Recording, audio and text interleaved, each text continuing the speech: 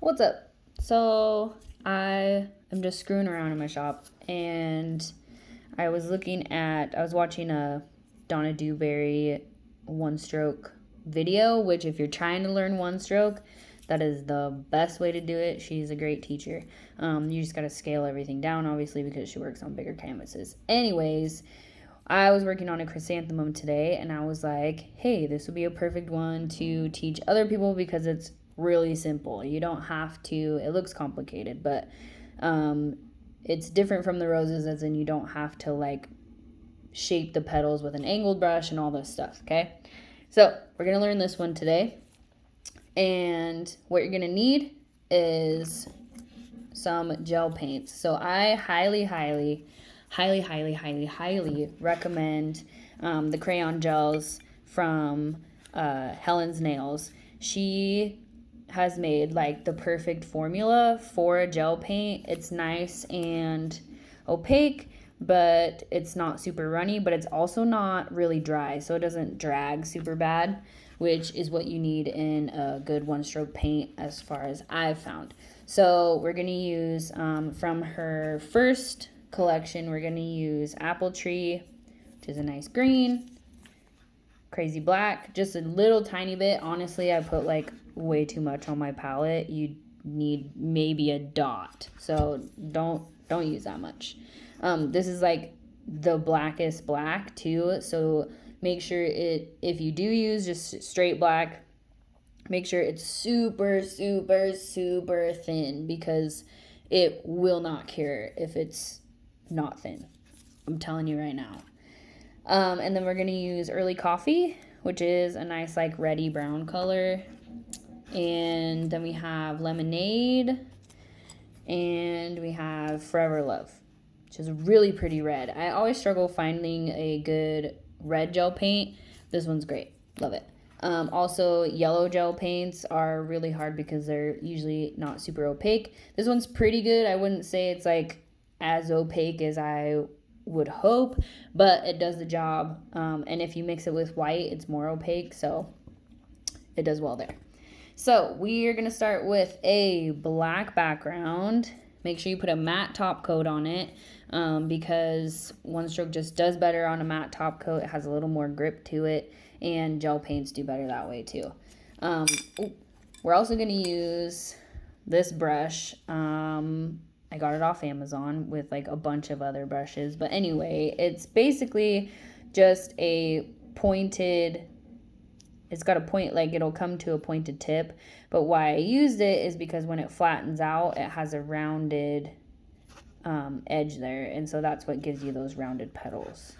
So if you have a brush like this is going to be the best one to use for anything that's round. Okay, so first we're going to start off by mixing our colors. You can really do any color you want. It really doesn't matter. But what I ended up with was kind of this red and white combination. I thought it was really pretty on top of the black, and it goes good with the green.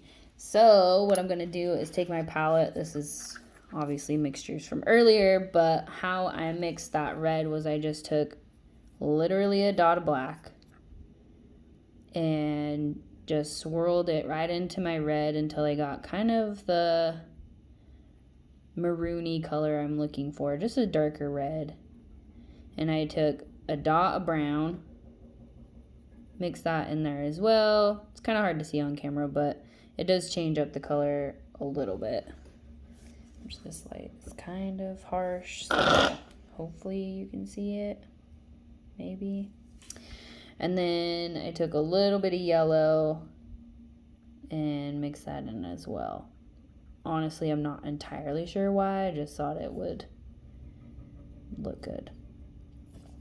Okay, so we got our red. And we really don't need any colors after that until we get to the green. So let's dive in. My phone is literally right in front of me, so hopefully this comes out as well as my other one did. So what I'm going to do with this brush is I'm just going to load it with this red paint. Okay, and what's cool about this technique too is one stroke is usually like you have, let's say you have an angled brush. I'll show you the one that I use. I actually got this one in a class from when I was in nail camp, and it's just like a really small angled brush that's a little shorter than what normal angled brushes are, and it's good for like roses and stuff. But with these types of brushes, you have to load each side. So like you take a color, and then blend them together and try and do it that way. And it's just a more difficult technique. It's a lot more specific. You have to finesse a lot more. So this one, you need one brush, few colors, and you're on your way. So I'm loading my brush here, and all I'm going to do is grab just a little bit of white right on the tip, just like that. Okay, and so with one stroke, you start in the back. So the leaves that you want to be farthest away, those are the leaves that you're going to start with first, which is kind of confusing, but you'll figure it out the more you practice. These leaves up front are going to be the very last ones you do to kind of connect your whole flower. Okay, so the ones in the back are going to kind of come around like in an oval shape and meet in the middle. So I'm going to press down, and I'm just going to drag my brush along, and as I'm coming up, I'm lifting my brush as I'm bringing this comma around. We'll just call it a comma. That's a good name for it. Okay, and then same thing on the other side. You want to mirror that. So I'm just going to press down, and I'm dragging it around. If you have to move your tip, that's fine. And I'm going to lift up, just like that. Okay? I want this one to be a little darker since it's a little farther in the back, so I'll just take a little more red. And I'm just going to trace around.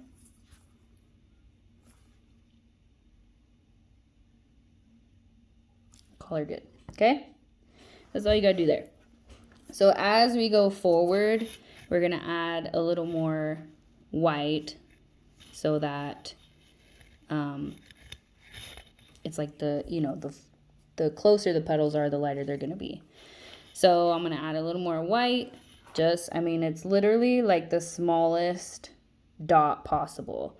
Because these gels are so pigmented, you don't want to use too much. One, because you want them to cure when you put them in the light, but also because if you put too much white on there, then your whole petal is going to be white.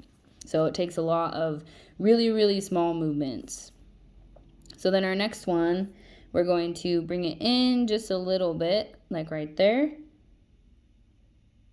And we're going to press down, same thing. We're going to come around and lift up as we're coming around. Okay, so we got a nice little petal there. Same thing on the other side. Put a little more red on there, white. Press down, lift up, come in like that. Okay, so for this next one, add a little more white. You're just going to continue that till you get to the middle. And so this one I'm not going to bring in as far. I'm going to make it a little smaller. I'm going to come down like that.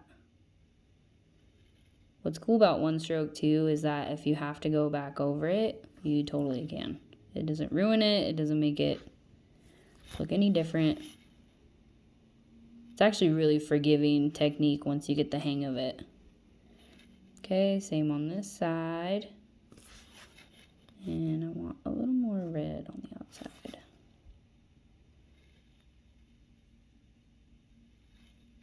Okay, so you see how like this petal is a little like camouflaged with the other one? You can take a little bit of white and come back in. When we go through in the end, we'll be able to highlight some of these areas so that we can actually differentiate the petals from each other. Okay, so then I'm going to put another one in the center. Just dip in there. And you just want to bring this one in the center. Okay? So then we are going to work again towards the outside. But first you want to cure this. So go ahead and cure it. Okay, so now we're working towards the outside. Or we're going to start in the outside. And we're going to put this one on top of this petal, but bring it in towards the center. Focus. Just like that. And you're going to do the same on the other side.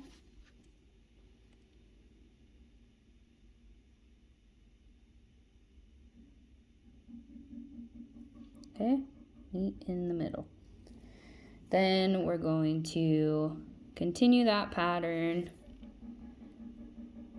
And we're going to start right here and come in. See how we're getting those little petal, that differentiation in there with the layers? And we're going to start right here and come in. And one here. One here. Okay. So those layers are starting to come forward. I'm going to add a little more white out here because all of his little friends are also a little more white. Okay.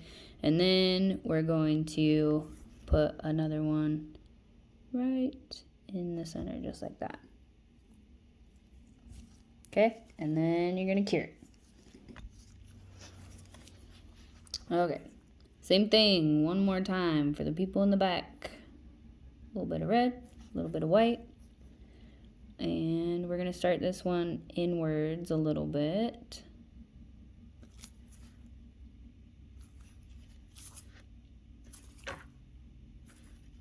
A little too much white.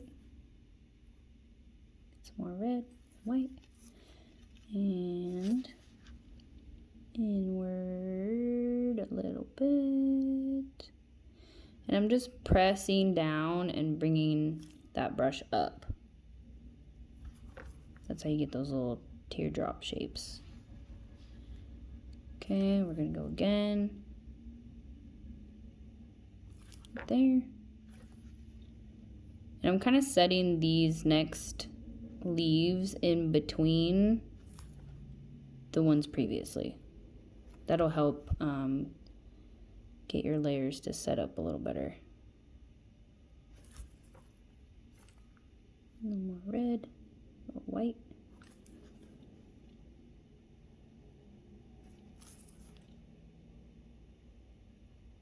Okay, so that is the top half of our flower. You're going to cure this and then we're going to do the bottom part. Okay, so now on the bottom part, same thing. You're just going to go the opposite way. So we're going to press down and bring one up from here and come towards the center, and you're going to lift off your brush as you get towards the middle. Same thing on the other side, except for we're set off the tip a little bit, so I'm just going to kind of eyeball like where I would normally be with it and just come in like that. Okay. And we're going to go back to the other side. Press down. Come up. Same thing. Press down. Come up.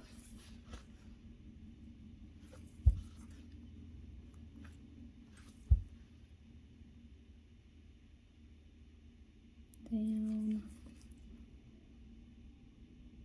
Up. Okay, so you should have something that looks like that.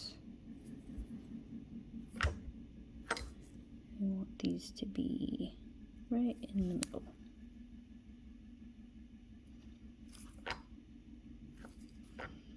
Like I said, one stroke's real forgiving, so if you want to go in and change something, feel free.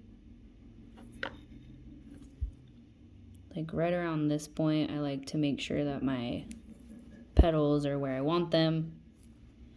Okay, and then also we can add some more, you know, petals to where we feel like we need to, so that we can fill out this flower a little more and make it a little more round. So I'm just going to come from over here. Gonna go in like that. Perfect. Carrot. For our little bud down at the bottom, you're going to do a lot smaller, more controlled movements because you want it to be tiny, obviously. So just press and pull to make a little bud.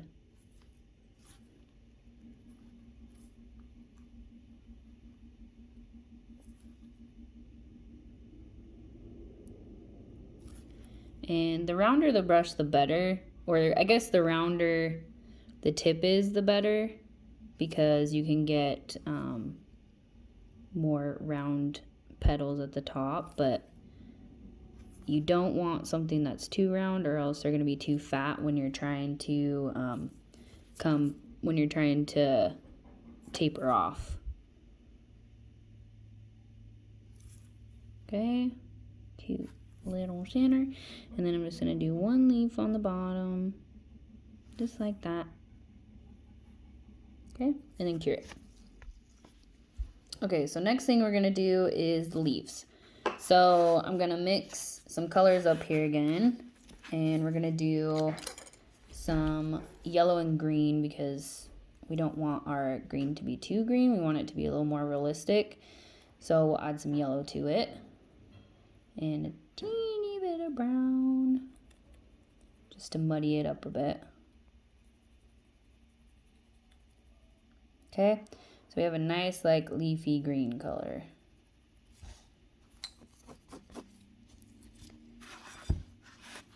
So we're gonna load our brush with that green. Oh, also I forgot to tell you that these paints are best cleaned off with acetone. So I used acetone to get most of the red out. You don't have to get all the red out. It's really not that big of a deal. It's actually kind of nice if you have a little bit of a red undertone because it'll match the flower a little more.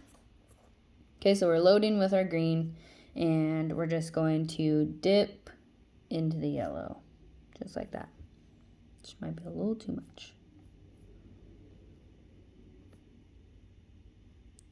Okay, so for this, we're not really going to press yet. We're really just doing our kind of frilly stems and stuff. So all you really need to do is put your brush on a point, and you're just going to lightly, and I'm talking like real light, just kind of draw in some little stems and things. Okay. Do it again down here. We're gonna make this one specific to this flower.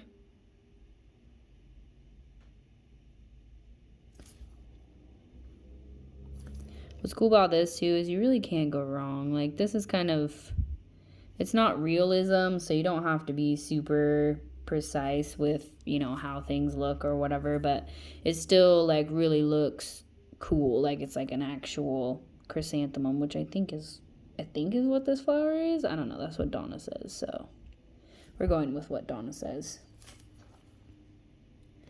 And I always try, so like at first when I did this nail, I didn't have any of this stuff up top or on the sides, and it just looked kind of blank up there. So, I mean, do what you want. Like if you don't want to do this stuff up top, that's cool.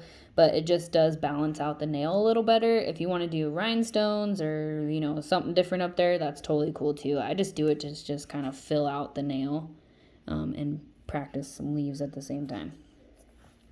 Okay, so then we got one. Oop, coming over here.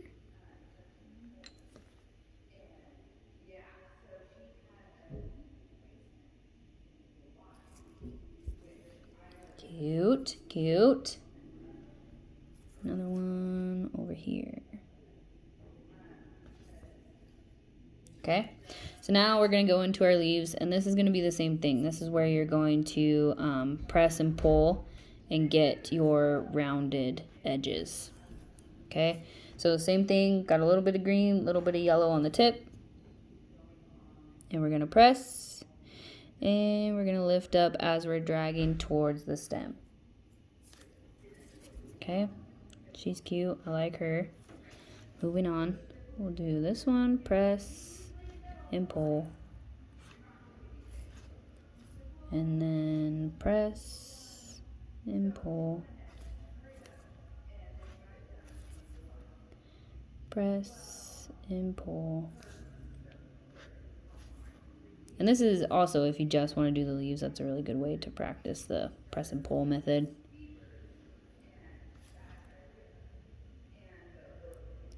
Okay.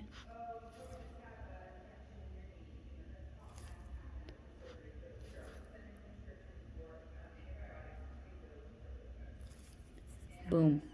All right, so for these ones, these are kind of a different, these two right here, kind of a different technique. So what we're gonna do is we're going to press and pull just like we would with our other ones. We'll flip it around because that's a little easier. Maybe not. Let's go like that. Okay, so we got a nice, pretty round leaf right there. I'm gonna turn it over so that I can get to it from this side. Oops, I don't want white. I want a little bit of yellow just to lighten it up a bit. And we're gonna do the same thing. We're gonna press and we're gonna meet the tip of that leaf and we're gonna drag up. Okay, we'll add a little white to it just to differentiate. So we're gonna press, pull up. So what it looks like is that leaf is like folded over, which I think is just so pretty. Just learned that today, so you know, practice that. Okay, we'll do it again on this side.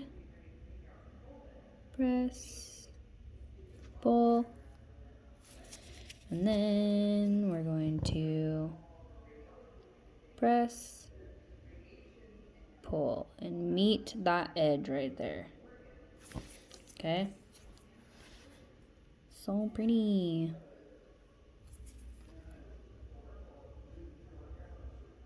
I'm just gonna put some details on here. And of course, I always put my finger on in my work on that side, so you know how that goes. And then we're gonna do a little one down here just because. Okay, so now while we have the green, we're gonna do the center part of our flowers. And I'm just gonna take that same green and yellow mixture and just dot it around just like that. Don't have to go crazy. You don't want to do too much because it'll just end up looking like a green blob. And we just really want an accent. Okay, cure it. Okay, so while that's curing, I'm just mixing my highlight colors. So these are going to be the colors I put in between the petals to differentiate them more, and on the leaves just to add some highlight so that we can really tell what we're looking at. So this green is just a mixture of white and yellow and green, and that's going to be for my leaves. And then I have like a really light baby yellow for some of the leaves too. And then for the petals, let's see, are they light enough? Yeah, for some of the petals, we're going to do a nice like red and kind of a pinky mixture. Okay, so I'm just going to take some of my green and I'm going to go in and I'm just going to highlight some stuff. This is an optional step. I just find that it adds a little more razzle dazzle, if you know what I mean. Just so that we can like say that we're artists and stuff.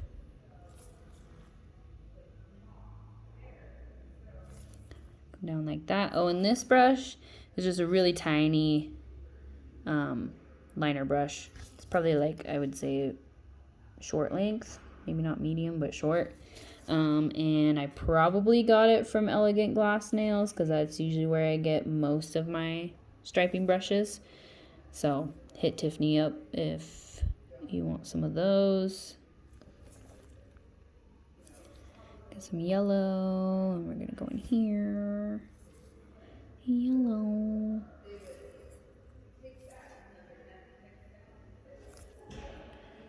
Some green.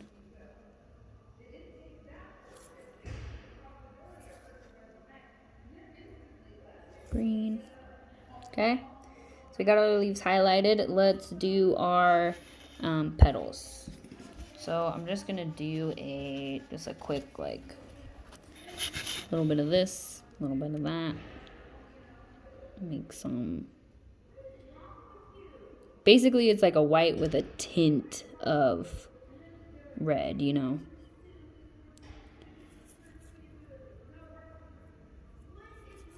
Oh my gosh, sorry about the people out in the gym.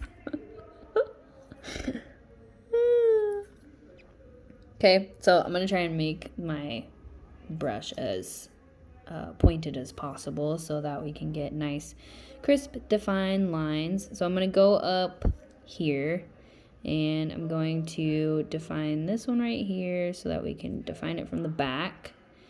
Let's do this one here. Basically, I'm just going in and picking out ones that I think are a little camouflaged by the other ones around it. I need to get close. I have really bad eyesight.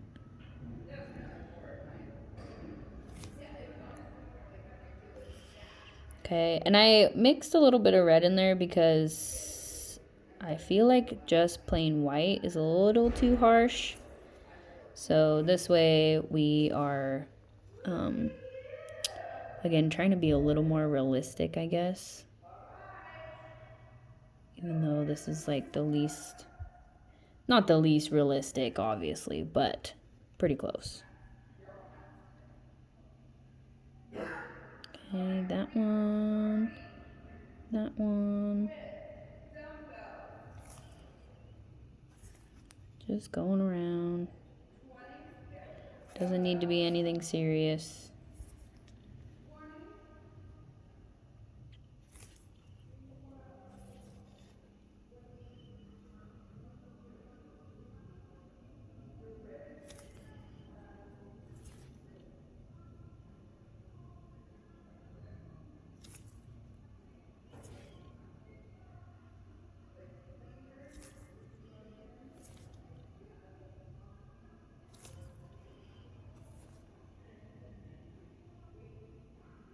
Around here to show that it's going in, that it's, you know, above that petal.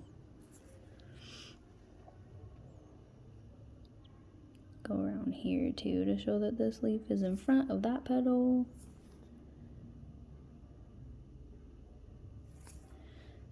I love this because you don't have to be, it's not so precise, you know? Like, I love line work and stuff as far as like straight lines and geometric patterns and stuff like that goes, but I'm just, I mean, as you can probably see, I'm really shaky, and so this kind of stuff and abstract art is just so much easier for me to get behind because I can actually accomplish it without having surgeon's hands, you know? I honestly don't know how people do it. Okay, so there's all of our little highlights. Actually, I might add some like brighter ones to certain parts.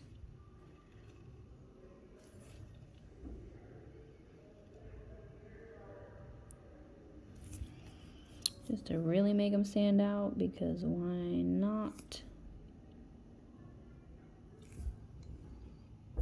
Cool.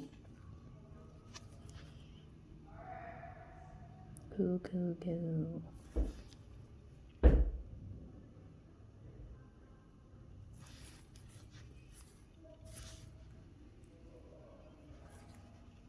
These paints are so nice. Like, you can blend them like nobody's business. Oh, like, look at that. Like, it's just so good. I also have her neon collection, and it's pretty nice, too. Definitely the most opaque neons I have, that's for sure. I wouldn't say they're as opaque as these are, but they paint so much nicer than any other neon I have. Okay, so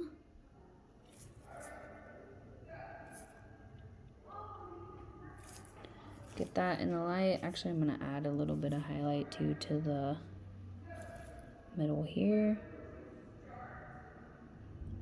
just for funsies. Okay, put her in the light.